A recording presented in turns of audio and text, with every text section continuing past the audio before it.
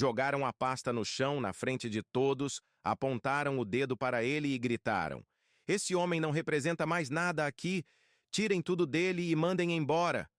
Ele levantou devagar, pegou o casaco com mãos trêmulas e caminhou em silêncio enquanto os sócios se abraçavam, comemorando como se já tivessem ganho. Mas quando o advogado entrou pela porta com aquela documentação que ninguém sabia que existia, o ar sumiu da sala.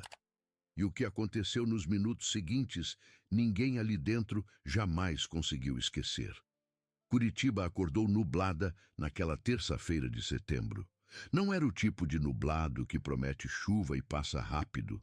Era aquele céu baixo, cinzento e definitivo que a cidade tem o costume de usar quando quer dizer que o dia não vai melhorar. As árvores da Rua 15 de Novembro tremiam levemente com um vento que chegava do sul. E o cheiro de café vindo das padarias misturava-se ao odor de asfalto úmido numa combinação que era, ao mesmo tempo, familiar e desoladora. Antônio Ramos Cavalcante desceu do ônibus na parada da Praça Osório às 8h15 da manhã. 61 anos, cabelos brancos bem penteados para o lado, óculos de armação discreta que já precisavam de uma visita ao óptico há pelo menos 2 anos. Ele vestia o terno cinza, o mesmo de sempre, o único que ainda usava para as reuniões importantes, com o colarinho da camisa branca, abotoado até o último botão, e uma gravata bordô que sua esposa, Dona Teresa, tinha escolhido numa loja de liquidação anos atrás, numa manhã de sábado, em que os dois ainda tinham o costume de caminhar pelo centro de mãos dadas. Dona Teresa havia morrido havia 4 anos. A gravata Antônio nunca deixara de usar. Ele carregava a pasta marrom de couro pelo cabo com a mão direita. Era uma pasta antiga, do tipo que não se fabrica mais, com ferragens douradas já sem brilho, costura aparente nas laterais e um forro interno de veludo bege puído pelo uso de 15 anos. Dentro dela, Antônio guardava o que sempre guardou: contratos, relatórios, canetas reserva, um bloco de notas quadriculado e no bolso interno do couro uma fotografia pequena de Dona Teresa sorrindo numa varanda que não existia mais. A pasta era, para quem soubesse olhar, o retrato exato de seu dono. Resistente, fiel, honesta e completamente ignorada por quem olhava apenas para o que reluz. Antônio caminhou os 4 quarteirões entre a parada de ônibus e a sede da Cavalcante & Souza, incorporações sem pressa, cumprimentando o segurança Edson, que estava há 11 anos no prédio, com um aperto de mão firme e uma pergunta sobre o filho que havia passado na faculdade de medicina. Parou no balcão do térreo para pegar o café que Fernanda Lins, a secretária, sempre deixava preparado para ele às 8h30. Fernanda era uma mulher de 42 anos, cabelos escuros presos num coque prático, com a eficiência discreta de quem aprendeu a trabalhar bem sem nunca pedir reconhecimento por isso. Quando Antônio chegou ao balcão, ela estava de costas, reorganizando pastas numa prateleira com movimentos um pouco rígidos demais para ser natural. "Bom dia, Fernanda", ele disse, com o mesmo tom de sempre. Ela se virou. Por uma fração de segundo, rápida demais para ser calculada, os olhos dela cruzaram com os dele, e nessa fração havia algo que Antônio reconheceu de imediato: o desconforto de quem sabe de um segredo que não pode contar. "Bom dia, doutor Antônio", ela respondeu, com uma voz que estava meio tom acima do normal, controlada demais. "Seu café está aqui." Antônio pegou o café, agradeceu e não perguntou nada. Ele sabia. Não da forma precisa, detalhada, documentada como saberia nas próximas horas, mas com aquele conhecimento difuso que os anos ensinam a homens que pagaram caro por não prestar atenção cedo o suficiente. Havia 3 semanas que ele vinha notando as pequenas fraturas, reuniões convocadas sem a sua inclusão, e-mails respondidos com cópia para todos exceto para ele, o contador que sumiu de uma semana para outra sem aviso, Rafael Pinto entrando na sala de Marcelo e saindo 40 minutos depois com um ar de cumplicidade que não combinava com nenhum assunto de trabalho legítimo. Antônio conhecia esses sinais. Os tinha visto antes em empresas, em outros homens. Nunca imaginou que os veria dentro da empresa que ele mesmo havia construído com dinheiro que não existia, vontade que ninguém mais tinha e dois sócios que ainda engatinhavam no mercado quando ele assinou o primeiro contrato. Ele subiu no elevador, apertou o botão do 12º andar e bebeu o café devagar. O céu lá fora continuava cinzento. 3 minutos. Era quanto tempo o elevador levava para chegar ao 12º andar. Naqueles 3 minutos, Antônio Ramos Cavalcante viveu 20 anos dentro da cabeça. Ele tinha 41 anos quando fundou a empresa. Não era jovem, era experiente, o que era diferente. Passou os 15 anos anteriores trabalhando para incorporadoras de outros, aprendendo o que aprende quem não tem padrinho, que o mercado imobiliário é construído sobre relacionamentos e que relacionamentos são construídos sobre confiança e que confiança leva tempo e não tem atalho. A Cavalcante Souza nasceu numa mesa de cozinha, com 2 sócios originais que saíram nos primeiros 3 anos, um aluguel comercial que consumia 60% da receita mensal, e uma agenda que Antônio preencheu à mão com o nome de cada cliente potencial, cada corretor, cada arquiteto, cada engenheiro que ele havia conhecido nos 15 anos anteriores. Sem investidor anjo, sem herança, sem rede de proteção. Marcelo Souza entrou na empresa como estagiário no 6º ano, aos 19 anos, trazido por um professor da PUC que disse que o rapaz tinha talento, mas precisava de direção. Era filho de uma família de classe média baixa de Pinhais, inteligente, ambicioso, com uma energia que Antônio reconheceu imediatamente, porque era a mesma que ele próprio tivera aos 20 anos. A energia de quem sente que tem mais capacidade do que o mundo está disposto a reconhecer. Antônio o treinou, não formalmente, não havia tempo para isso, mas da maneira real, levando-o para todas as reuniões importantes, explicando cada decisão depois que era tomada, corrigindo seus erros sem humilhá-lo, apresentando-o a clientes como meu sócio, 2 anos antes de ele ser sócio de fato, porque Antônio acreditava que o nome que uma pessoa usa para si mesma determina quem ela vai se tornar. Quando Marcelo completou 5 anos na empresa, Antônio lhe ofereceu 25% das ações pelo valor de mercado, parcelado em 60 meses, descontado do próprio salário de Marcelo. Era a mesma oferta que Antônio teria querido receber quando tinha 25 anos e que ninguém jamais lhe fez. Marcelo aceitou. Rafael Pinto chegou 4 anos depois, indicado pelo próprio Marcelo. Com um perfil parecido, mas com menos paciência para os processos que Antônio valorizava. A verificação cuidadosa de cada contrato, a construção lenta de confiança com os clientes, o hábito de nunca prometer o que não podia garantir. Rafael era brilhante em vendas, criativo em marketing, rápido em números, mas havia nele um brilho nos olhos quando falava de crescimento que Antônio às vezes achava que era entusiasmo, e às vezes sentia que era outra coisa. Antônio nunca conseguiu nomear essa outra coisa. Até aquela manhã. O elevador abriu no 12º andar com um sinal sonoro. Antônio terminou o café, amassou o copo de papelão e jogou na lixeira do corredor com a precisão tranquila de quem conhece cada centímetro daquele espaço. Caminhou até a sala de conferências. Abriu a porta. E ali estava o que ele já sabia que estaria. A sala de conferências da Cavalcante Souza era o orgulho de Rafael Pinto. Ele havia reformado o ambiente 2 anos atrás, numa iniciativa que apresentou como reposicionamento de marca e que custou R$230 mil, que Antônio havia aprovado com a reserva clara de que o dinheiro era da empresa e não de nenhum sócio individualmente. Reserva que Rafael ouviu e que não pareceu registrar com nenhuma importância especial. A sala tinha paredes de vidro com película escurecida, uma mesa oval de mármore italiano branco com 12 cadeiras de couro preto, iluminação indireta embutida no forro de gesso e na parede do fundo o logotipo da empresa em letras cromadas de 20 centímetros. Cavalcante en Souza, o sobrenome de Antônio vinha primeiro, sempre viera. Havia uma razão para isso que ia além da ordem alfabética e que tinha a ver com quem colocara o pescoço em risco quando a empresa quase não sobreviveu ao ano de 2009.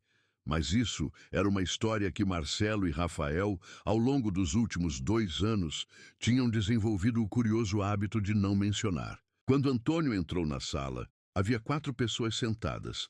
Marcelo Souza na cabeceira, Rafael Pinto à sua direita e os 2 sócios menores, Gregório Alves, 42 anos, e Henrique Nakamura, 38, nas cadeiras laterais. Nenhum dos 4 olhou para Antônio quando ele entrou. Gregório estudava o celular com uma aplicação que parecia ter sido aberta especificamente para ter algo onde colocar os olhos. Henrique girava uma caneta entre os dedos com a atenção de quem está se concentrando muito em não demonstrar nada. Marcelo estava de pé. Aquilo Antônio notou imediatamente, porque Marcelo só ficava de pé durante reuniões quando queria estabelecer hierarquia sobre o ambiente.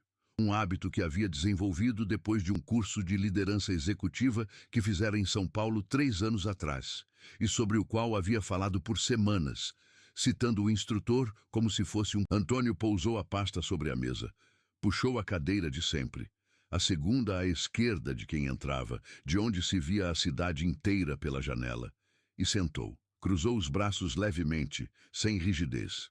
Esperou. Marcelo limpou a garganta. Bom dia, Antônio. Não Tony, como costumava chamar nos anos bons. Antônio, com aquela neutralidade específica que as pessoas usam quando querem distância sem parecer que estão criando distância. Convoquei esta reunião para tratar de um assunto estratégico que não pode mais ser adiado. Pode começar, Antônio disse com a mesma voz de sempre. Marcelo começou. O discurso havia sido ensaiado. Isso era visível em cada pausa calculada, em cada termo escolhido com a precisão de quem testou o vocabulário antes de usá-lo. Reestruturação estratégica.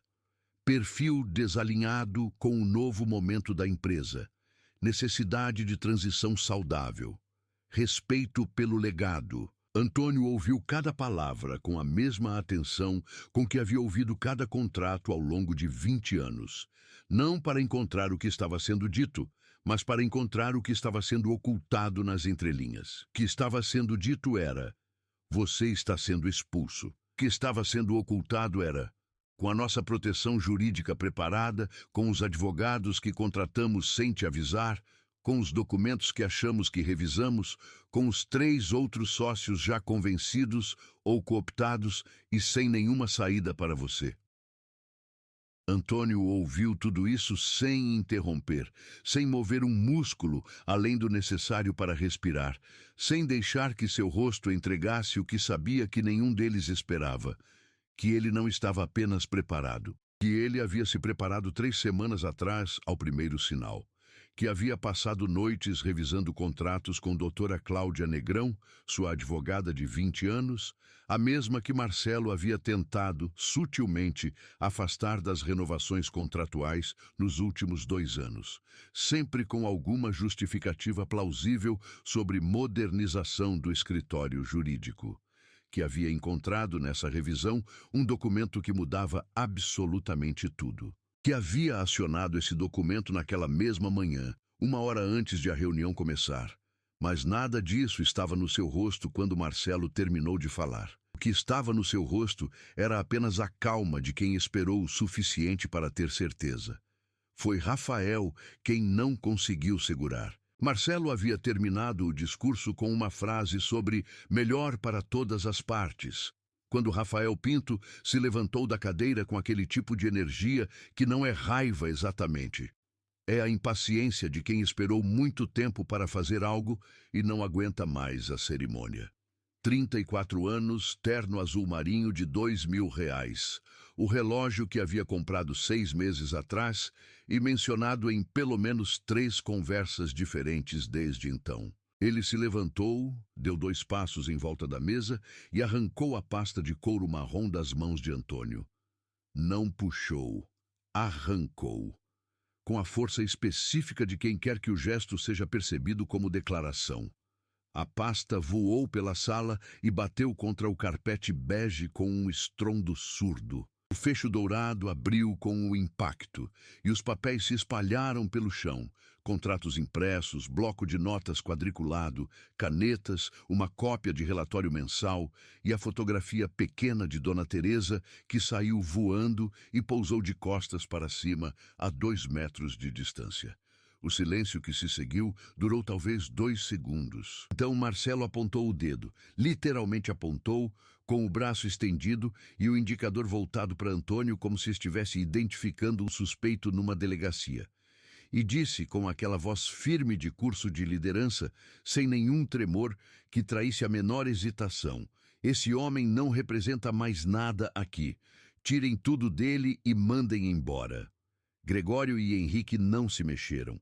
Nenhum dos dois disse uma palavra. Gregório continuou olhando para o celular. Henrique parou de girar a caneta. Antônio ficou completamente quieto por um momento. Depois, devagar, sem pressa e sem raiva visível, porque a raiva estava lá, claro que estava, mas havia aprendido a morar num lugar onde ninguém mais havia a não ser ele. Ele se levantou da cadeira. Caminhou até o primeiro papel que havia caído. Abaixou, pegou, dobrou com cuidado. Caminhou até o segundo.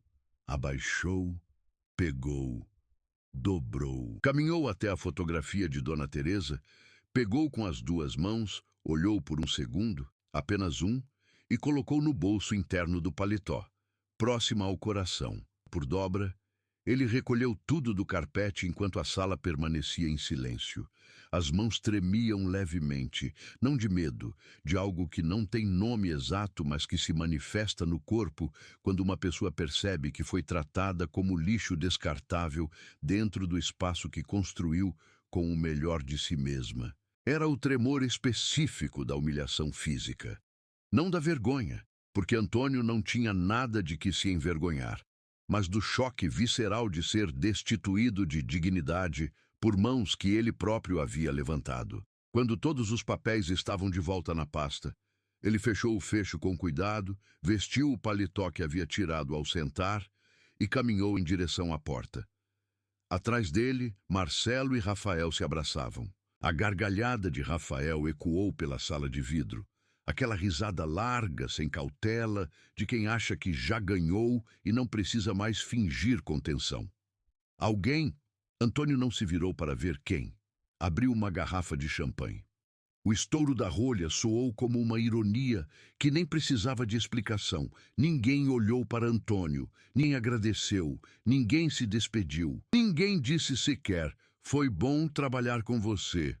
A fórmula mínima que qualquer pessoa recebe quando é dispensada de um emprego de 2 anos, quanto mais o fundador de uma empresa de 2 décadas. Antônio Ramos Cavalcante abriu a porta da sala de conferências, saiu para o corredor e parou. O corredor do 12º andar da Cavalcante em Souza tinha 12 metros de comprimento. Carpete bege idêntico ao da sala de reunião, paredes pintadas de branco e uma janela no final que dava para o centro da cidade. Antônio parou no meio do corredor, pousou a pasta no carpete, abriu-a e tirou um papel diferente de todos os outros. Não um relatório, não um contrato de cliente, não um dos documentos que Rafael havia arrancado e jogado no chão. Era uma cópia simples, impressa em papel A4 comum, com o carimbo de autenticação de cartório no canto superior direito e uma data de registro, 14 de outubro de 2009. Ele olhou para o papel por um longo momento. Depois o dobrou, colocou de volta no bolso interno da pasta e levantou os olhos para a janela do fundo do corredor. Lá fora, Curitiba continuava cinzenta, indiferente, ocupada com a própria vida. Um ônibus passava pela Rua 15. Uma pomba pousava no parapeito de um prédio em frente. Uma mulher com guarda-chuva vermelho atravessava a rua enquanto o semáforo ainda fechava. Antônio respirou fundo. Havia uma coisa que Marcelo Souza nunca entendeu sobre ele, apesar de 20 anos de convivência. Talvez porque Marcelo fosse jovem o suficiente para ainda confundir as coisas.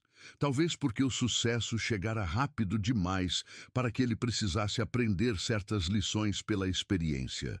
A coisa era esta: Antônio Ramos Cavalcante nunca, em nenhum momento da vida, havia reagido a uma ameaça com raiva.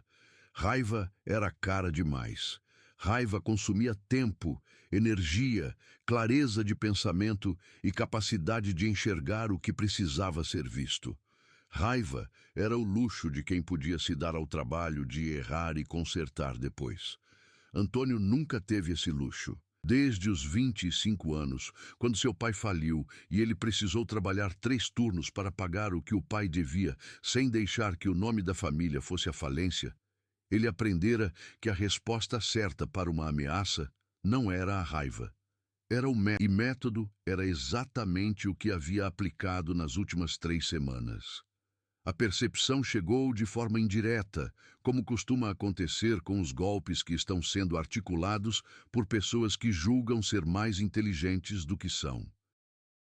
Havia sido um e-mail, não um e-mail para Antônio, um e-mail que havia chegado para ele por engano, encaminhado automaticamente por um filtro que Fernanda havia configurado errado anos atrás e que nunca chegara a ser corrigido porque nunca havia importado.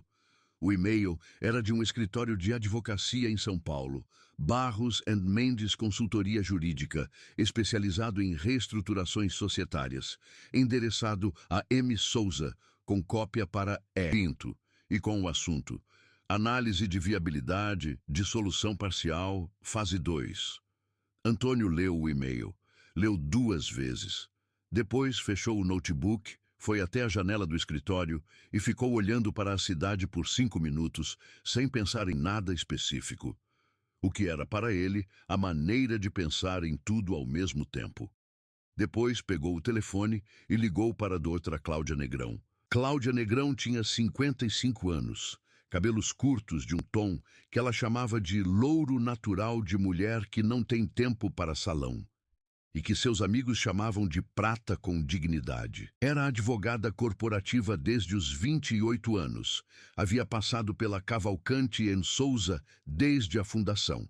Não como contratada exclusiva, mas como a advogada que Antônio ligava quando havia algo que precisava de alguém que entendesse a empresa de dentro para fora, conhecesse cada documento, cada cláusula, cada adendo. Marcelo havia tentado, ao longo dos últimos 2 anos, convencê-la a formalizar sua relação com a empresa através de um novo contrato, que na versão que ele propôs, incluía uma cláusula de exclusividade que, na prática, a impediria de assessorar Antônio individualmente. Cláudia havia declinado com educação. Marcelo havia tentado de novo, 6 meses depois, com uma formulação diferente. Cláudia havia declinado de novo. Marcelo havia parado de tentar, presumindo aparentemente que o assunto estava resolvido. Não estava. Quando Antônio ligou, Cláudia ouviu o relato, fez 3 perguntas curtas e disse: "Me dá 48 horas e acesso aos documentos originais da fundação." Antônio deu. O que Cláudia encontrou nos documentos originais 46 horas depois havia deixado até ela, veterana de 30 anos de advocacia corporativa, em silêncio por um momento antes de falar. Para entender o que Cláudia encontrou, era preciso entender o ano de 2009.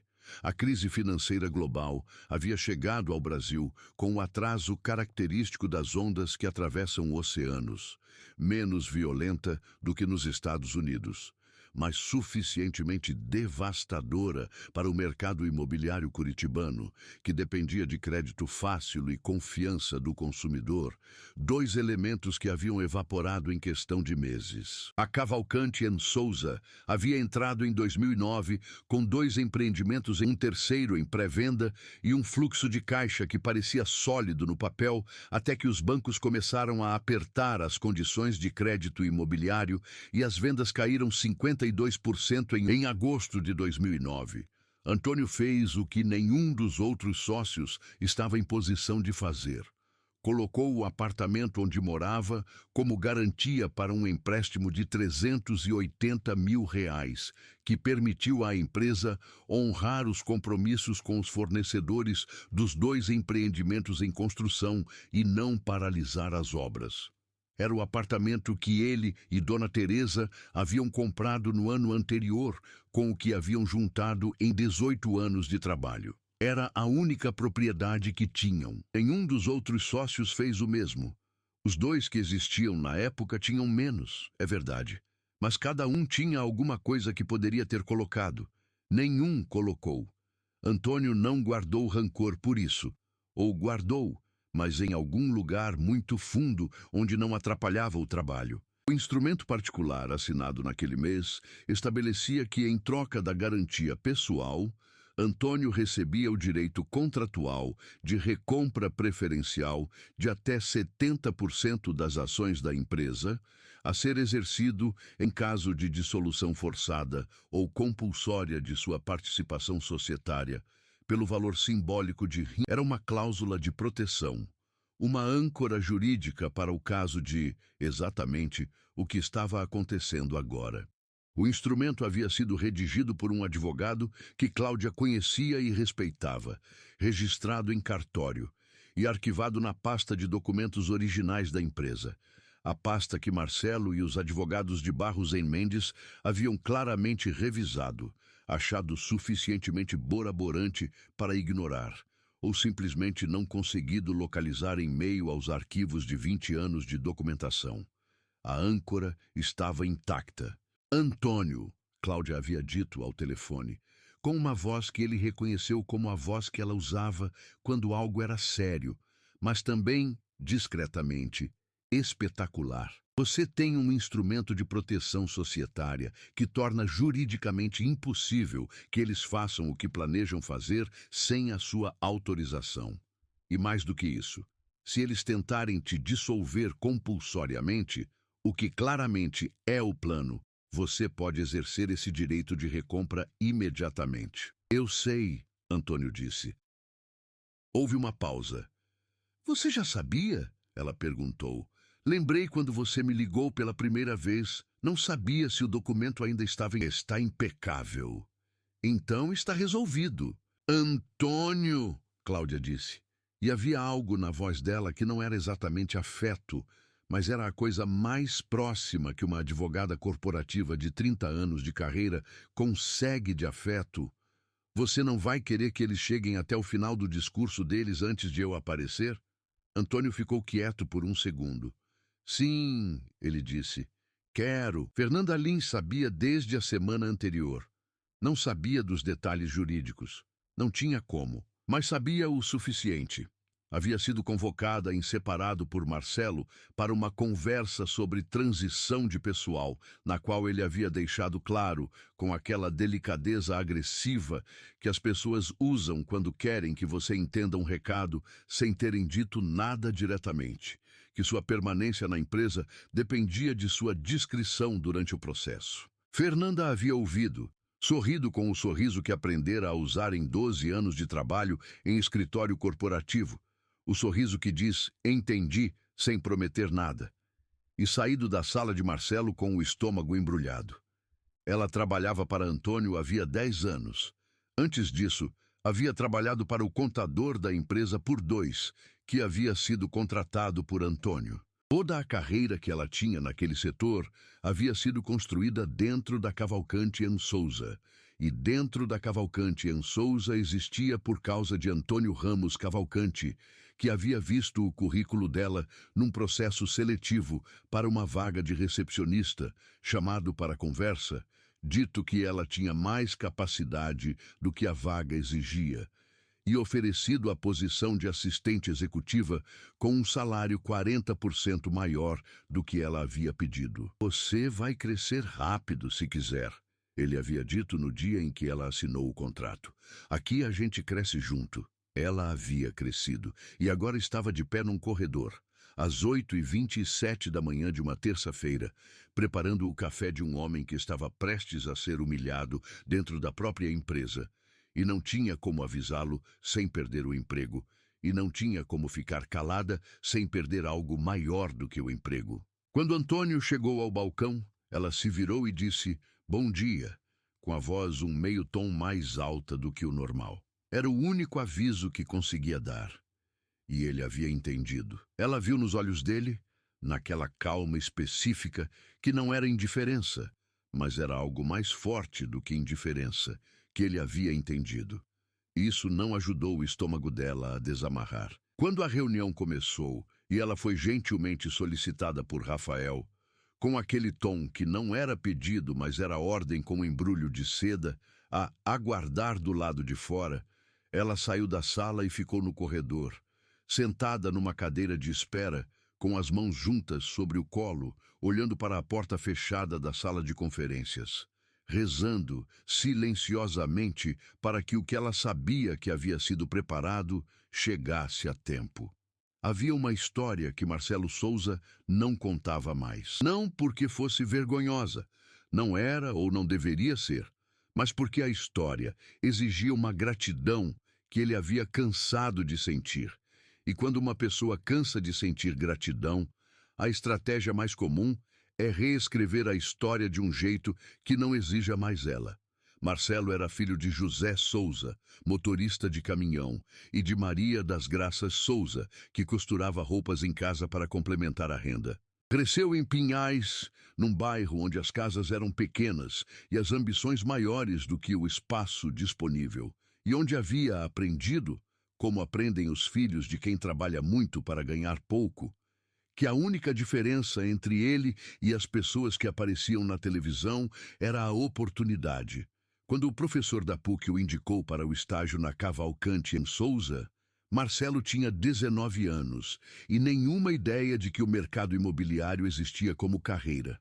Sabia de vendas vagamente, sabia de números por instinto, sabia de pessoas por necessidade, porque quando você cresce num lugar onde os recursos são escassos, você aprende a ler gente ou você perde. Antônio o viu chegar, percebeu o que havia ali e decidiu. Nos primeiros 2 anos, Marcelo havia chegado 1 hora antes e saído 1 hora depois todos os dias. Havia feito o trabalho que ninguém queria fazer sem reclamar. Havia perguntado quando não entendia, ouvido quando Antônio explicava, e implementado cada ensinamento com uma seriedade que Antônio havia, mais de uma vez, comentado com Dona Teresa à mesa de jantar. Esse menino vai longe. Vai longe contigo ou sem ti? Dona Teresa havia perguntado certa noite. Antônio havia rido. Comigo por enquanto. E por enquanto, ela havia repetido, com um tom que não era alerta exatamente, mas era a coisa mais próxima que uma mulher sensata consegue de um alerta quando não quer parecer pessimista. Antônio não havia prestado atenção suficiente naquele tom. O que aconteceu nos anos seguintes foi gradual, como todas as transformações que importam, as boas e as ruins. O sucesso chegou, e com ele vieram as coisas que o sucesso costuma trazer para pessoas que cresceram sem ele. O apartamento no Batel, o carro de luxo aos 35 anos, os cursos executivos em São Paulo e no exterior, os novos amigos que pertenciam a um círculo que a família em Pinhais nunca havia frequentado. Marcelo visitava os pais todo mês, religiosamente, durante 5 anos. Depois passou a ser a cada 2 meses. Depois passou a ser quando dava. Não era crueldade. Era a erosão silenciosa que o sucesso faz nas pessoas, que não aprendem a carregar as raízes junto com os galhos novos. E junto com a erosão das raízes veio a erosão da gratidão. Não de uma vez, não visivelmente, camadas como uma tinta que vai desbotando num sol constante até que um dia você olha e percebe que a cor sumiu sem que ninguém tenha percebido o exato momento. Antônio havia percebido, mas havia escolhido, como escolhia com tantas coisas, não nomear o que via enquanto houvesse a possibilidade de estar errado. Estava errado em estar errado. Rafael Pinto era um homem que vivia com pressa, não a pressa dos ocupados, a pressa dos impacientes. Havia uma diferença crucial entre as duas, que Antônio havia aprendido a identificar depois de anos avaliando pessoas. Os ocupados têm pressa porque têm muito o que fazer. Os impacientes têm pressa porque acham que o mundo está devendo a eles alguma coisa e está demorando demais para pagar. Rafael havia chegado a Cavalcante em Souza aos 27 anos com um currículo impresso em papel especial, um terno que custava mais do que o primeiro salário que pediu e um discurso sobre visão de mercado que era suficientemente impressionante para convencer qualquer pessoa que não soubesse fazer a distinção entre brilhantismo e ambição sem freio. Marcelo havia ficado impressionado. Antônio havia ficado atento. Os primeiros 2 anos foram bons. Rafael vendia bem, relacionava-se bem com clientes, tinha intuição para as tendências do mercado e uma energia contagiante que havia dado um novo fôlego para o departamento comercial. Antônio havia reconhecido isso abertamente, em reunião, na frente de todos, porque era verdade e porque reconhecer o que é verdadeiro é o mínimo de qualquer relação profissional justa. O problema com Rafael não era a capacidade, era o que ele fazia com ela. Capacidade, para Rafael, era uma ferramenta para chegar mais rápido ao lugar onde ele achava que deveria estar. E o lugar onde achava que deveria estar era, cada vez mais claramente, a cadeira de quem manda. Não porque quisesse liderar no sentido real da palavra, mas porque confundia poder com reconhecimento. E reconhecimento era a coisa que mais havia faltado na sua vida inteira. A aliança com Marcelo havia começado há 2 anos, em algum jantar de negócios, onde os dois descobriram que compartilhavam a mesma visão sobre o futuro da empresa. Visão que, convenientemente, não incluía uma cadeira para Antônio Ramos Cavalcante. O plano era simples na arquitetura e presunçoso na execução. Usar as provisões do contrato social para dissolver a participação de Antônio com base em desalinhamento estratégico, pagar-lhe a saída mínima prevista em contrato e, em seguida, reestruturar a empresa sob nova liderança, que seria, naturalmente, Marcelo como CEO e Rafael como diretor executivo. O plano tinha um problema fundamental. Nenhum dos dois havia lido o instrumento particular de 2009 com a atenção que merecia. Os advogados de Barros Mendes eram competentes. Competência, porém, tem o limite do que você procura. E os advogados de Barros Mendes haviam sido contratados para encontrar caminhos de dissolução, não para encontrar razões pelas quais a dissolução fosse impossível. Essa distinção é pequena, mas absolutamente fatal.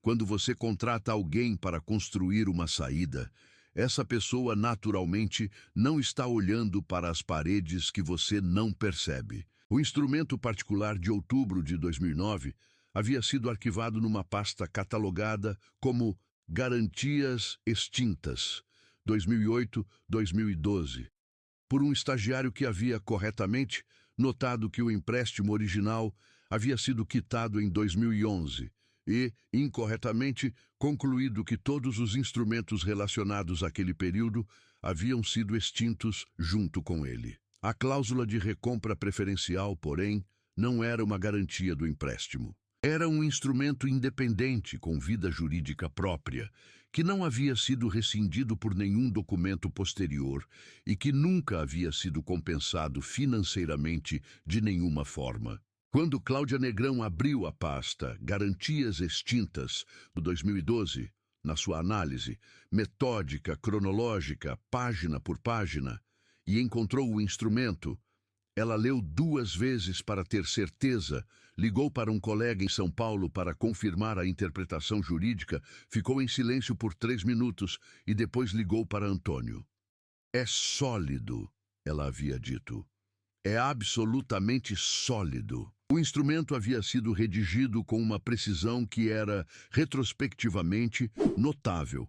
Como se o advogado que o escreveu em 2009 soubesse que precisaria resistir a qualquer contestação futura. As cláusulas eram claras. O registro em cartório era válido. A linguagem não deixava margem para interpretação. Dissolução forçada ou compulsória da participação societária de Antônio Ramos Cavalcante acionava automaticamente o direito de recompra. Quando podemos protocolar o exercício do direito? Antônio havia perguntado. Quando você quiser. Amanhã de manhã, cedo, 1 hora antes da reunião deles. Cláudia havia ficado quieta por um segundo. Você já sabia quando eles agendariam a reunião? Supus. Eles convocaram para terça às 9. É a hora em que eu sempre tenho reunião de clientes fora do escritório. Acharam que seria mais limpo. E você cancelou os clientes. Reagendei. São clientes, não são inimigos. Ali, no corredor do 12º andar, com a pasta de couro na mão e a fotografia de Dona Teresa no bolso do paletó, Antônio olhava para a cidade lá fora. Havia uma pergunta que qualquer pessoa razoável faria naquele momento. Por que ele havia deixado acontecer? Por que entrou na sala, ouviu o discurso, viu a pasta ser jogada no chão, recolheu os papéis um a um e caminhou para fora antes de qualquer revelação? A resposta estava naquela calma que as pessoas confundiam com passividade. Antônio precisava ver.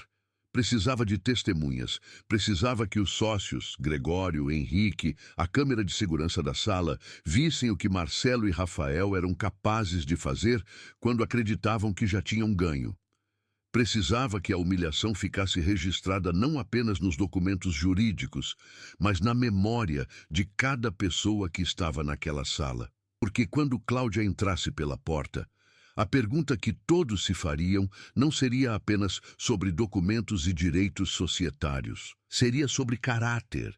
E o caráter, o de Antônio e o de Marcelo, havia sido exibido naquela sala de forma que nenhum contrato precisaria descrever. Naquele momento, a porta do elevador se abriu com o sinal sonoro. Fernanda Lins entrou correndo pelo corredor. Doutor Antônio, ela disse levemente sem fôlego. A doutora Cláudia está chegando. Ela está no térreo com um oficial. Eu precisava vir te dizer. Os olhos dela estavam marejados. Antônio a olhou por um momento com algo que era, de forma simples e direta, gratidão genuína. Não o tipo que se performa, mas o tipo que se sente no peito como calor. Obrigado, Fernanda, ele disse. Pode voltar para o seu lugar. Eu fico aqui com você. Não precisa. Eu sei que não precisa. Ela disse com uma firmeza que ele reconheceu como coragem. Mas eu quero. Antônio olhou para ela mais um segundo. Depois assentiu. Eles esperaram juntos no corredor, em silêncio, enquanto o elevador subia. O elevador abriu às 9h42 da manhã. Doutora Cláudia Negrão entrou no corredor com uma pasta fina de couro preto debaixo do braço esquerdo e o celular no bolso já guardado. O que significava, para quem a conhecia, que todas as ligações necessárias já haviam sido feitas e que ela estava aqui exclusivamente para o que estava aqui para fazer. Ao lado dela, Maurício Alves, oficial de registro de imóveis da 3ª circunscrição, 53 anos, terno grafite, pasta preta. Não era a primeira vez que Maurício participava de um ato jurídico que havia sido preparado com precisão cirúrgica. Mas havia algo na compostura específica daquela mulher que lhe dizia que este era um daqueles casos que se conta para colegas mais tarde. Cláudia viu Antônio no corredor, cumprimentou com um aceno discreto, não de cumplicidade, mas de confirmação, e disse, sem parar de caminhar em direção à sala de conferências: "Estamos." Ele respondeu e seguiu. Fernanda, atrás dos dois, respirou fundo. A porta da sala de conferências se abriu. Dentro, Marcelo e Rafael ainda seguravam as taças de champanhe. A garrafa estava sobre a mesa de mármore. Gregório havia voltado ao celular. Henrique estava de pé perto da janela, olhando para a cidade com um semblante que era cada vez menos o de alguém comemorando algo e cada vez mais o de alguém esperando para ver o que vinha a seguir. Cláudia entrou, parou no centro da sala e disse, com a voz calibrada de quem não precisa levantar o tom para ser ouvida: "Bom dia a todos. Peço que os senhores permaneçam sentados, por favor. A documentação a ser apresentada e autenticada em ato público." Marcelo colocou a taça sobre a mesa. Havia algo no rosto de Cláudia Negrão. Não ameaça, não triunfo, apenas a serenidade específica de quem tem as cartas certas numa mesa onde o outro jogador apostou tudo, que fez o champanhe perder o sabor antes mesmo de ser bebido. "Que documentação?" disse Marcelo, com um cuidado na voz que não estava lá 10 minutos atrás. Cláudia depositou a pasta sobre a mesa de mármore branco. Abriu com cuidado, extraiu uma folha A4 com carimbo de cartório e colocou no centro da mesa, de frente para todos. Instrumento particular de garantia e proteção societária, firmado em 14 de outubro de 2009, entre Antônio Ramos Cavalcante e a Sociedade Cavalcante em Souza Incorporações Ltda, devidamente registrado na 8ª circunscrição do Cartório de Registro de Imóveis e Títulos e Documentos de Curitiba. Pausa. Nunca rescindido, nunca compensado financeiramente, juridicamente vigente. O silêncio que se seguiu era daqueles que têm textura. Não o silêncio do espanto, embora o espanto estivesse lá, nos olhos arregalados de Rafael, na pausa abrupta de Marcelo, que havia começado a abrir a boca para dizer algo e a tinha fechado novamente. Era o silêncio mais específico de quem percebe, de repente e sem gradação, que o chão que acreditava ser sólido não existe. Rafael tentou falar. O que saiu da boca foi o começo de uma palavra que não chegou a ser nenhuma palavra. Maurício Alves, o oficial de registro, colocou sua própria pasta sobre a mesa ao lado da de Cláudia e disse, com a voz clara e sem ênfase de quem cumpre um ato oficial que não é seu pessoalmente: certifico, nesta data, a autenticidade e vigência do instrumento apresentado, bem como o registro que o exercício do direito de recompra preferencial previsto na cláusula 4ª do referido instrumento foi protocolado às 8h15 desta manhã, sob o número de protocolo 2024-08-CR 7741, perante a 3ª circunscrição do Cartório de Registro de Imóveis, Títulos e Documentos de Curitiba. O protocolo produz efeitos imediatos conforme a legislação vigente. Henrique Nakamura, que estava perto da janela, deu um passo em direção à mesa. Olhou para o documento.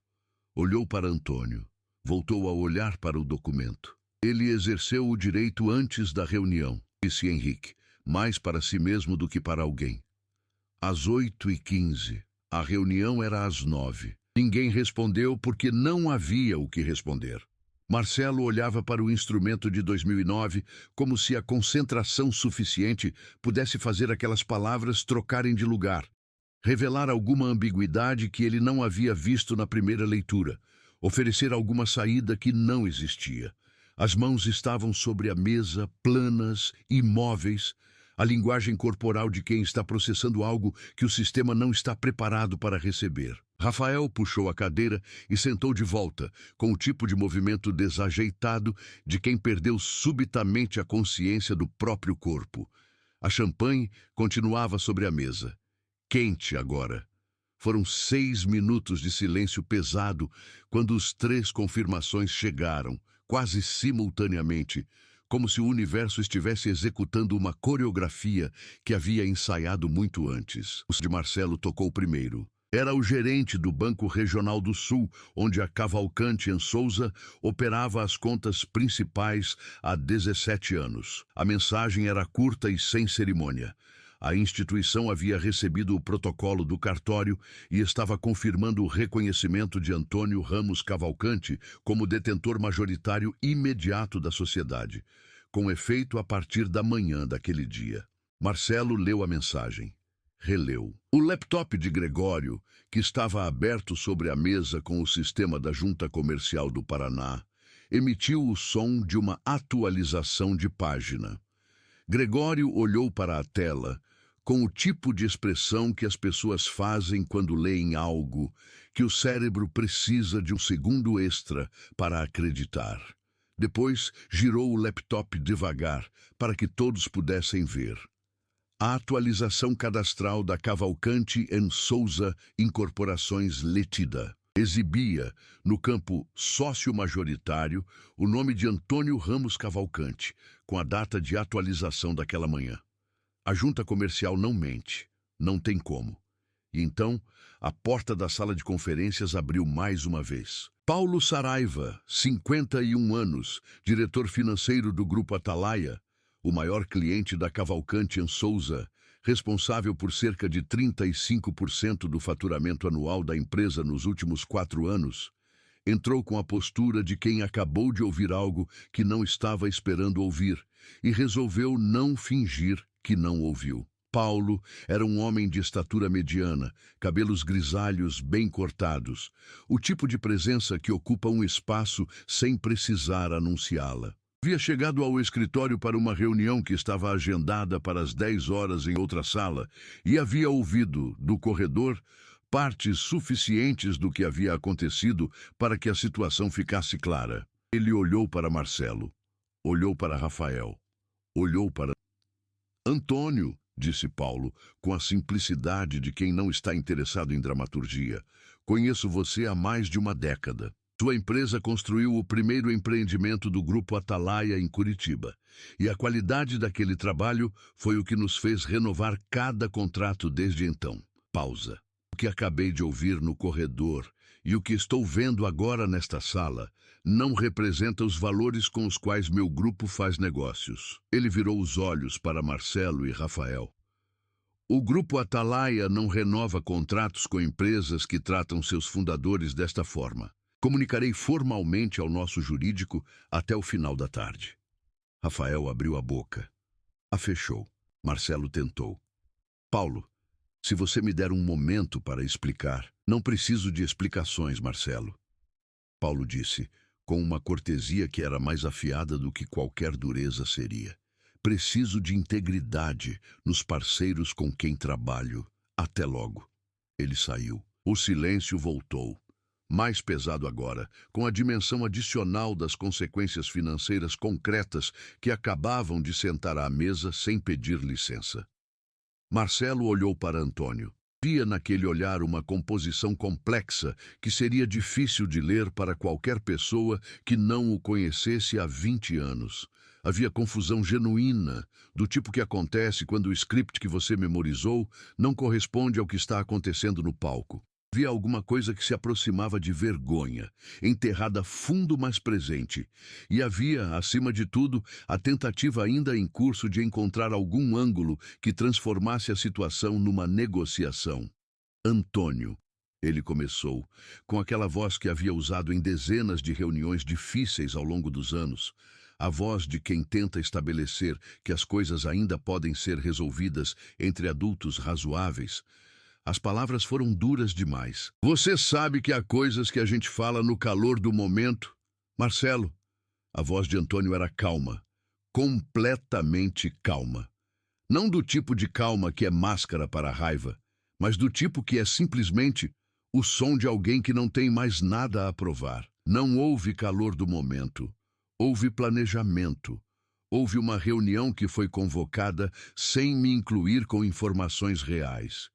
Houve um escritório de advocacia em São Paulo que foi contratado sem o meu conhecimento com dinheiro da empresa.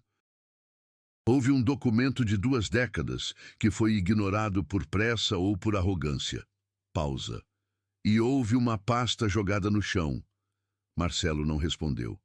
Não há mal-entendido possível, Antônio continuou com a mesma voz, num ato praticado na frente de testemunhas e câmeras de segurança. Ele olhou para Cláudia, que fez um aceno discreto confirmando o que ele precisava confirmar. O documento fala por mim agora. Doutora Cláudia ficará aqui para conduzir os próximos passos formais. Peço que todos colaborem. Antônio pegou a pasta de couro marrom. Pela segunda vez naquela manhã, caminhou em direção à porta. Desta vez, não havia risadas atrás dele. Não havia champanhe sendo aberto, não havia ninguém abraçando ninguém. Havia apenas o silêncio específico de pessoas que compreenderam, tarde demais, o peso exato daquilo que haviam feito. As horas seguintes foram documentadas, como tudo o que importa deve ser, com a frieza factual dos registros formais. Rafael Pinto convocou às 11 da manhã o escritório de Barros Mendes. A ligação durou 23 minutos. O que foi dito, nenhum dos dois revelaria com detalhes, mas o resultado foi comunicado por mensagem a Marcelo às 11h45. O instrumento de 2009 era, conforme análise preliminar, juridicamente impermeável a qualquer contestação razoável. A cláusula de recompra havia sido exercida de forma impecável. A dissolução compulsória de Antônio nas condições em que havia sido tentada, não apenas fracassara, como havia, ironicamente, ativado exatamente o mecanismo de proteção que pretendia contornar. O advogado de Barros and Mendes não disse, vocês erraram. Disse com a linguagem cuidadosa da profissão. O instrumento não apresenta vulnerabilidades identificáveis no prazo de contestação disponível. Era a mesma coisa. Às 2 da tarde, Rafael tentou acionar um segundo escritório, um de Brasília que havia trabalhado com ele num caso anterior. O escritório pediu 48 horas para análise. Às 5 da tarde, devolveu a ligação com a mesma conclusão. Na manhã seguinte, um terceiro escritório, desta vez de São Paulo, nem chegou a responder formalmente. O sócio que atendia a chamada disse simplesmente que o caso não era da área deles e desligou. A champanhe que havia sido aberta na sala de conferências ficou sobre a de mármore branco por 6 horas. Às 3:30 da tarde, alguém, Fernanda provavelmente porque era o tipo de coisa que ela fazia silenciosamente sem que ninguém pedisse, levou o que sobrava da garrafa para a copa e jogou fora. Gregório Alves pediu para falar com Antônio no final da tarde. Não foi difícil encontrá-lo. Antônio havia passado as horas seguintes à reunião na sala pequena de reuniões do 9º andar, aquela que ninguém usava há meses porque o ar-condicionado tinha um problema que ninguém havia consertado, fazendo chamadas e respondendo mensagens com a mesma concentração metódica de sempre. Gregório chegou à porta, bateu com os nós dos dedos 2 vezes e entrou antes de ser chamado. O que era, por si só, a linguagem de alguém que sabe que não tem direito de pedir permissão, mas que vai entrar de qualquer forma porque precisa. 42 anos, cabelos escuros começando a grisalhar nas têmporas, o tipo de rosto que carrega cansaço com honestidade. Ele sentou na cadeira de frente ao Antônio, colocou as mãos sobre os joelhos e não disse nada por um... Eu sabia há 2 semanas, disse finalmente. Antônio o olhou. Não havia acusação naquele olhar, mas também não havia conforto. Havia apenas a atenção de quem está ouvindo. Sabia do plano, sabia que iam te tirar. Marcelo me apresentou como um movimento estratégico inevitável e eu... Gregório parou. Fechou os olhos por um segundo. Eu não quis problema. Tenho família. Minha posição na empresa dependia da boa vontade deles. Não discordei. Fiquei quieto. Pausa. Quando Rafael jogou a pasta no chão, A voz travou. Engoliu. Não consegui. Fiquei com o celular na mão, olhando para o carpete e pensando que era eu que deveria estar no chão pedindo desculpa, não os papéis. O ar-condicionado com defeito fez um barulho mecânico, parou, fez de novo. Não estou pedindo que você me perdoe, Gregório continuou, mais firme agora. Não tenho direito. Estou aqui porque você merece saber que pelo menos um de nós que estava naquela sala se envergonhou de verdade. Antônio ficou quieto por um longo momento. Quando falou, a voz estava no mesmo tom de sempre, nem mais quente, nem mais fria. O que você vai fazer agora? Ele perguntou. Gregório ergueu os olhos. O que você quiser de mim? Ficar, ir embora, testemunhar o que for necessário. Sócio minoritário sem poder real de voto a partir de agora. Você sabe disso melhor do que eu, mas o que eu puder fazer para consertar minha parte nessa história, faço. Antônio considerou. Fique, disse, mas entenda uma coisa, a empresa que vai existir daqui para frente não é a que você conheceu, é a que ela deveria ter sido desde o começo. Gregório assentiu devagar. Era o tipo de assentimento que não é concordância com uma proposta, mas reconhecimento de uma verdade. Marcelo Souza tentou uma última conversa com Antônio às 6 da tarde. Fernanda, que havia sido orientada por Cláudia a não autorizar nenhum acesso às salas onde Antônio estava trabalhando sem aviso prévio, foi quem o recebeu no corredor. Ela o informou. Com a cortesia precisa de quem está sendo cortês, porque é seu caráter e não porque é obrigada, que Antônio estava disponível para uma conversa de 5 minutos, se Marcelo desejou. Entrou na sala pequena do 9º andar. Sentou. Antônio estava de pé, olhando pela janela com a pasta sobre a mesa ao lado. A conversa durou 4 minutos. Marcelo disse que havia cometido um erro de julgamento, que a pressão dos últimos meses havia distorcido a perspectiva, que havia deixado Rafael influenciá-lo mais do que deveria, que a pasta jogada no chão havia sido um ato de Rafael, não seu, o que era parcialmente verdade e inteiramente insuficiente. Que havia coisas que não podiam ser desfeitas, ele sabia, mas que talvez houvesse uma forma de encontrar algum entendimento que permitisse. Marcelo, Antônio o interrompeu sem se virar da janela. Marcelo parou. Você me ensinou tudo? Ele perguntou. Ou eu te ensinei? Silêncio. Eu te ensinei. Antônio continuou. Ensinei como se lê um contrato, como se constrói um relacionamento com o cliente, como se negocia sem mentir, como se cresce sem perder o que você é. Ensinei porque acreditei no que você podia se tornar. A voz não tinha raiva, mas tinha peso. Você aprendeu as técnicas, perdeu a essência. Marcelo não disse nada. O que está feito, Antônio disse. Você terá a compensação legal prevista pelo seu tempo e sua contribuição. Não vou te dar menos do que é justo, porque não é assim que eu trabalho. Mas não haverá entendimento, não haverá cargo, não haverá continuidade. Pausa. Isso não é punição, é consequência. Marcelo ficou sentado por um momento na cadeira de frente à mesa vazia, com o tipo de silêncio de quem está digerindo algo que não vai conseguir digerir completamente nunca, porque certos erros não se digerem, apenas se carregam. Depois levantou, foi até a porta, parou. Você não vai dizer que lamenta?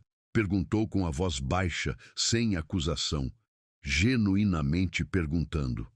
Antônio finalmente se virou. Olhou para o homem que havia formado, que havia apresentado como sócio antes de ser sócio, que havia defendido em reuniões difíceis, que havia visto crescer de um estagiário de 19 anos para um executivo de 40. Lamento o que você se tornou, disse simplesmente. Não o que eu fiz. Marcelo saiu. A porta fechou com um som suave, definitivo. Rafael Pinto não pediu conversa nenhuma. Às 7 da tarde, quando Cláudia Negrão finalizou os documentos de transição e protocolou as notificações formais para os sócios, Rafael já havia saído do escritório sem dar explicações a ninguém. Deixou sobre a mesa de mármore branco um par de canetas caras, um organizador de couro com as iniciais RP gravadas em dourado, e o contrato da garrafa de champanhe que havia comprado especialmente para aquele dia, ainda com o recibo anexado, porque Rafael era o tipo de pessoa que guarda recibos de tudo, mesmo de comemorações. Fernanda encontrou o material ao limpar a sala. Guardou as canetas num armário de objetos esquecidos, jogou o recibo da champanhe fora e ficou olhando para o organizador de couro por um momento antes de colocá-lo também no armário. Algumas coisas não merecem mais do que isso. Nos dias seguintes, Rafael tentaria construir uma narrativa alternativa sobre o que havia acontecido, conversas com colegas do setor, uma postagem vaga nas redes sociais sobre divergências estratégicas irreconciliáveis. Um almoço com um investidor de São Paulo, onde buscava o capital para seu próximo projeto. Algumas pessoas ouviram. Ninguém que importava acreditou. O mercado imobiliário de Curitiba não era grande o suficiente para que a verdade levasse mais do que algumas semanas para circular. Antônio pediu para Fernanda Lins na manhã seguinte. Ela entrou na sala grande, a do 12º andar, onde agora havia apenas a pasta de couro sobre a mesa e a cidade cinzenta lá fora. E encontrou Antônio sentado com uma folha de papel na mão. Sente-se, por favor, ele disse. Ela sentou. Você sabia o que estava acontecendo e não pôde me avisar, disse Antônio. Não era acusação, era fato. Mas me avisou da única forma que conseguiu. Fernanda estava com as mãos sobre os joelhos, eretas, o tipo de postura de quem está pronta para ouvir qualquer coisa. Bom dia, com a voz um tom mais alto, continuou Antônio, com o mais leve traço de algo que se aproximava de humor. Não foi sutil, mas foi o que tinha disponível. Ela não sorriu, mas os olhos amoleceram. A empresa vai precisar de uma diretora operacional nos próximos 6 meses de transição, disse Antônio, deslizando a folha pela mesa. Alguém que conheça cada detalhe dos processos, que os clientes respeitem e que entenda o que esta empresa precisa ser. Fernanda olhou para a folha. Era uma proposta de cargo, diretor operacional, com um salário que era o triplo do que ela recebia. Os olhos ficaram marejados. Ela piscou várias vezes, rápido, controlando. Doutor, Antônio, disse com a voz levemente embargada, eu não tenho formação para... Tem experiência, ele a interrompeu. Formação se busca. Experiência se constrói ao longo de 10 anos dentro de uma empresa, aprendendo tudo o que há para aprender. Você tem as duas coisas. Ela olhou para a folha, depois olhou para ele. Por quê? Era a pergunta mais simples e mais direta que qualquer pessoa poderia fazer naquele momento. E Antônio a recebeu com a honestidade que merecia. Porque você ficou no corredor comigo ontem, disse ele. Não precisava e ficou. Família não é quem te dá a vida. Família é quem escolhe ficar quando você está no corredor, sem saber se o que vem a seguir é vitória ou derrota, segurando uma pasta de couro velho e uma fotografia no bolso do paletó. Fernanda assinou. 3 dias depois dos acontecimentos na sala de conferências, um jornalista do portal Mercado Imobiliário Sul pediu entrevista com Antônio Ramos Cavalcante. O setor já sabia do que havia acontecido, não nos detalhes, mas na estrutura. Uma disputa societária resolvida por um documento de 15 anos. Um fundador que havia retomado o controle da própria empresa. A saída do Grupo Atalaia e a reversão do processo depois da confirmação do novo controle acionário. Era notícia, e Antônio concordou em conversar brevemente, porque havia uma coisa que queria que ficasse registrada. O jornalista, André Fonseca, 32 anos, com o tipo de seriedade que os jovens jornalistas de negócios cultivam como distintivo profissional, fez perguntas sobre o processo jurídico, sobre os próximos passos da empresa, sobre o Grupo Atalaia. Antônio respondeu o necessário, sem drama e sem detalhes, que não eram públicos. Então André Fonseca perguntou, como o senhor se sentiu quando caminhou para fora daquela sala? Antônio ficou quieto por um momento. Senti a mesma coisa que senti em 2009, disse, quando coloquei o apartamento onde morava como garantia para que a empresa não quebrasse. André esperou. Que às vezes a pessoa que mais acredita numa obra precisa ser a última a receber o reconhecimento por ela, continuou Antônio. E que tudo bem, porque tarde ou cedo, o que foi construído com integridade não some. Apenas espera. André transcreveu. A frase circulou pelo setor nos dias seguintes, com a velocidade que as frases verdadeiras costumam ter. Pessoas que não conheciam Antônio Ramos Cavalcante pessoalmente mandaram mensagens. Ex-clientes escreveram, um professor da PUC. Não o mesmo que havia encaminhado Marcelo anos atrás, outro, mais jovem, citou a frase numa aula sobre ética empresarial. Antônio não respondeu a todos, mas leu cada mensagem. Um ano depois da terça-feira de setembro, a Cavalcante e Souza Incorporações tinham um nome diferente. Não completamente diferente. Antônio havia considerado retirar o Souza e simplesmente relançar como Cavalcante Incorporações, mas havia decidido contra. Não por sentimentalismo, não havia sentimentalismo nessa decisão, mas porque 20 anos de reputação viviam naquelas duas palavras, e a reputação pertencia à empresa, não às pessoas que haviam tentado roubá-la. O que havia mudado era a estrutura. A Cavalcante Souza passou por uma reestruturação real nos primeiros 6 meses. Não a que Marcelo havia planejado, mas a que a empresa efetivamente precisava. 3 departamentos foram reorganizados. 2 contratos de fornecimento foram renegociados com condições mais justas. O setor comercial, sem Rafael, precisou ser reconstruído. Antônio contratou uma diretora comercial com 20 anos de mercado, Patrícia Drummond, que havia trabalhado com ele brevemente nos anos 90 e que aceitou o convite com uma simplicidade que era, em si mesma, um sinal de alinhamento de valores. O grupo Atalaia voltou. Paulo Saraiva havia comunicado formalmente, na semana seguinte à reunião, que seu grupo suspendia temporariamente as negociações de renovação. 2 meses depois, quando a reestruturação estava documentada e a nova liderança estabelecida, Paulo ligou pessoalmente para Antônio e disse, sem rodeios: "Podemos retomar?" Podiam. O contrato renovado foi o maior que a Cavalcante em Souza havia assinado na sua história. Marcelo recebeu sua compensação financeira, integral, calculada com a precisão de quem não dá mais e não dá menos do que o acordado. E deixou a empresa e ficou 6 meses sem posição definida no mercado. Período durante o qual aquelas conversas sobre divergências estratégicas circularam e foram gentilmente ignoradas por quem sabia o que havia acontecido de fato. Em março do ano seguinte, Marcelo Souza visitou os pais em Pinhais, pela primeira vez em 8 meses. Não havia nenhum evento especial. Não era aniversário de ninguém. Era uma quinta-feira comum.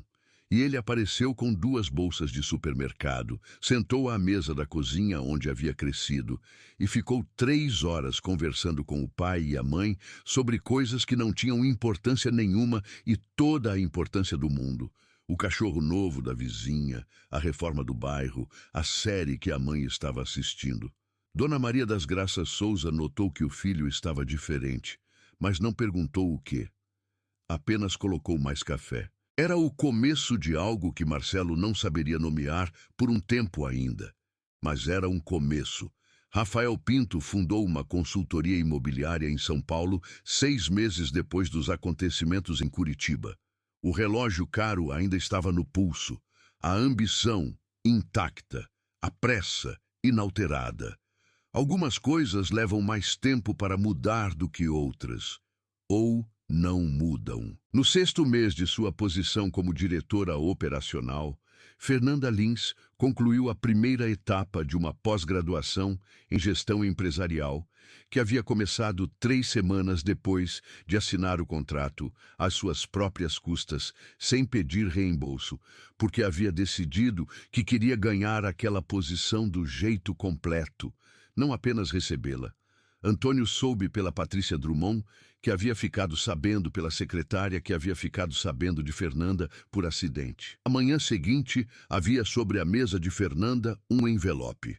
Dentro, o reembolso integral das mensalidades da pós-graduação, retroativo desde o início, com uma nota manuscrita que dizia apenas: "A empresa quem cresce junto. ARC." Fernanda dobrou a nota com cuidado e colocou no bolso interno da agenda. Não no bolso qualquer, no bolso interno. A pasta marrom de couro ainda estava sobre a mesa de Antônio. Mais de um colega havia sugerido ao longo dos meses de reestruturação que ele poderia renovar o visual do escritório.